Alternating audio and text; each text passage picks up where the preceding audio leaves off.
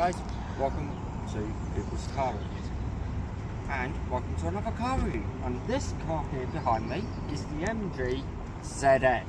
It is, I would like to say lovely, but we've only picked it up this morning. It is a 73 plate. The boot, if you want to come with me, to open it you have to push the MG back in. It doesn't have a manual boot, so I've locked the car. Manual boot release. I'm leaving that in.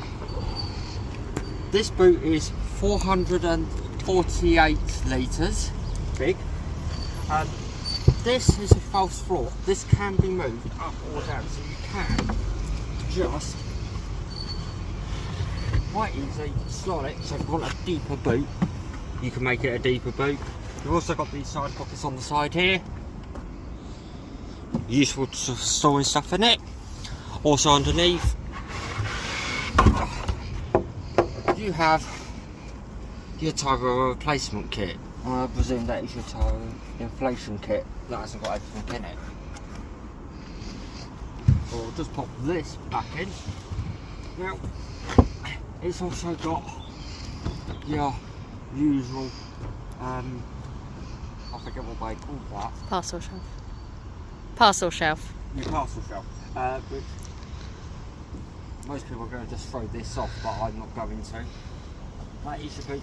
There is a boot button on the key, but it will just pop the boot. It won't actually open it for you, unlike on its big sister, the HS Trophy, which has got a better boot. If you come round, we'll have a look at the back of the car. Inside, it has got leather seats as normal, a bit like on the HS. Also the red stitching, carpet. Good place for your kids to store their phone. There is a couple of features on the inside I have noticed. If the camera wants to come in this car, your kids don't have an air vent here. They've got somewhere else to store their phone. They've also got 2 USB sockets. I've just discovered something else. There is no cup holders in the back.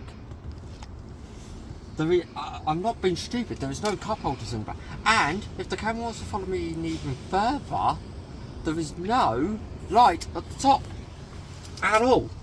So again, MG, you know, I'm sorry, we need a light in the back here. If you've got your kid and you're trying to strap them in at night, you ain't going to be able to see, so you're going to get your partner to put on their torch on their phone so you can see what you're doing. But other than that, it's quite spacious in the back here. Seatbelt, I'm not sure about these yet. I'm yet to test it. I'm going to get somebody to come and sit in the back and see if they can do it up with me sitting in the middle. But yeah, I don't know. Not a very good start for the interior, I don't think.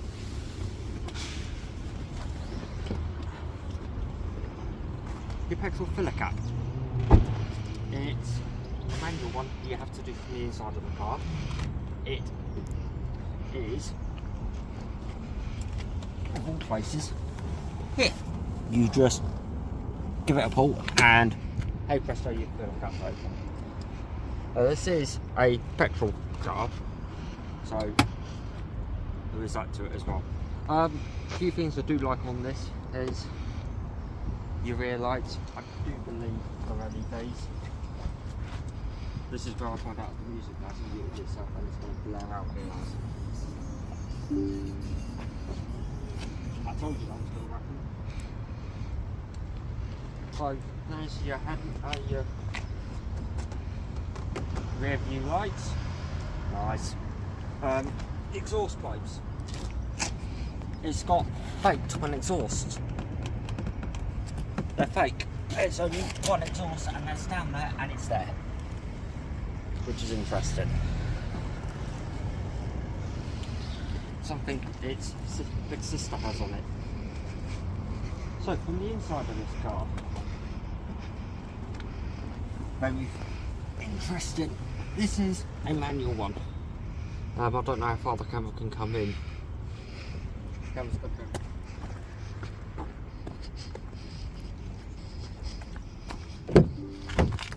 Hello. This is a manual one. Okay. This is a manual. It's a 5-speed manual, not a 6-speed. I don't know what the manual in the automatic version of this comes with. It's also got The manual of the MGHS. the manual, the automatic ZS. Don't know. 6-speed, I would imagine. Yeah, I would imagine it would be as well. It's also got a manual gear stick. Yeah. Cup space holders is very good in here. I mean, I managed to put my coffee cup in either space, which is something I couldn't do in the ZS actually. So, and it actually sits there quite snugly in either space. As I said, manual gear stick, manual handbrake. You have 2 USB slots down here. Somewhere to put your phone. You also have your usual 12-volt socket. Here is your glove box, which we've used to store Europa Car's paperwork in it. Moving on to the central console. Once my camera passes, I jump in the car. Down here you've got piano keys. Now, in order to operate them, you don't actually need to touch any of this. You can just toggle it from here and get that to come up. You can also toggle your fan, so if you want it up, down, that will set that one off, volume and your home button. Other than that, this car does have heated seats if you actually go into the actual central console bit. Heated seats there, you can set your fan speed, tell the car where you want your fan. The wipers are going on. Your hazard warning switch, if you have got the if you are used to the other version, it's not down here, it is up here. And there's a useful feature as well in this car there. So let's move on to the instrument panel of this car. Yeah, headroom. I'm 6 foot. Now if I lower this, it has actually got electrical adjustable seat adjustments on this side actually. So yeah, that's another good thing. Headroom in this car, for me, pretty good. It's not that bad. I've got enough room in between my head and the roof. The usual sun visors, no light on the inside of this either. I don't think there's one on the passenger side either.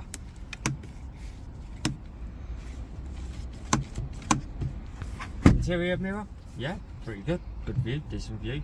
Doesn't have auto dim, so if somebody is behind you that's blaring you out the sun, the headlights, you've got a bit there, you can just dim it down. Let's move on to the dash. Yep. The dash, it's pretty much the same really. There's not much that's changed on this car.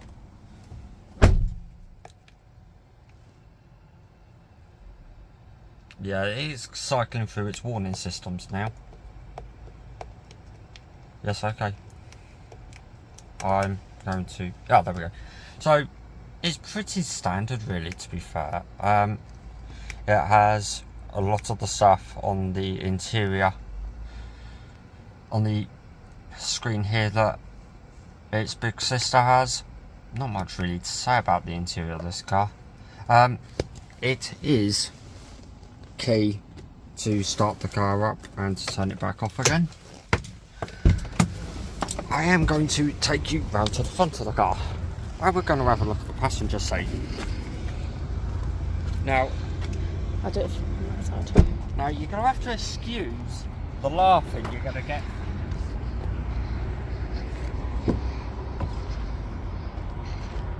But from here, you will see down here, if you're the passenger, you don't have electric seat adjusters. It's all manual, and if the camera wants to come here, to move your seat forward and back, it's under here, so you can just slide yourself forward or back. And if you're a passenger, camera wants to zoom in on this because this is going to be funny. If you're the passenger and you are feeling a slight tired, or you are the driver and you're tired, just do this. And have a lie down, go asleep. It was the one feature I actually like in this car. Stop laughing.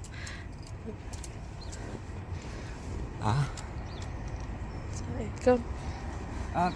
Oh, headrests, yes. These ones come off, they're not the sport ones. They just adjust like by pushing the side button, up, down. Door beans. Like I didn't do on this car just yet. Yeah, big enough. I can fit a coffee cup in there. Brilliant. Nice little bit there you store your key in. Not that you're going to store this key anyway because it has to be plugged in to turn the car on. Outside, it does have blind spot protection. Just notice this on this door here. It's on the mirror. I think that pretty much does it for this, the interior and exterior of this car. I will come back to you with the drive video very shortly. I shall see you later. Bye bye. Bye. Hi guys, quickly, I forgot to add this in the last video because I didn't have it. If you've got a child and you need your child seat in the car, yeah, it doesn't fit if you've got a baby and you need it in rear facing. This, I think, as far as forward as it will go on its runners. Oh no, that'll go further forward.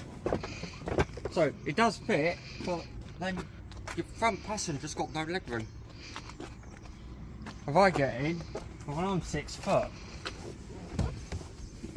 I'm sitting with my legs up against the dash, and I don't think there's enough room for me to go back any further, is there? I've got a little bit of room, so I can go back a little bit. 1 second. Okay, so we're back. Yeah, it's not very good. I just don't think there's enough room if you want this in rear facing. If you've got a brand new baby, you're gonna struggle, and your front passenger's not gonna have a lot of leg room. Also, if the camera stays that side of the car, if I jump in here, your baby is going to have this hole, I would presume, to protect it. So that's going to go on and over and buckle in. I sit in the middle. Oh dear.